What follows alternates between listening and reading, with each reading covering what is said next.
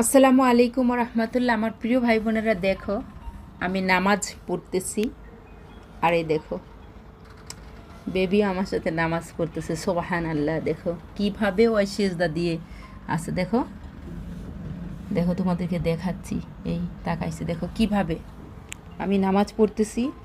ও ঠিক আমার জায়নামাজের মধ্যে এসে সব সময় আমি যখন নামাজ পড়ি ও এভাবে আমার নামাজের এখানে এসে সেজদা দিয়ে থাকে, বুঝছো। এখন এই যে ভিডিও করতেছি তো এখন এই যে উঠে পড়ছে।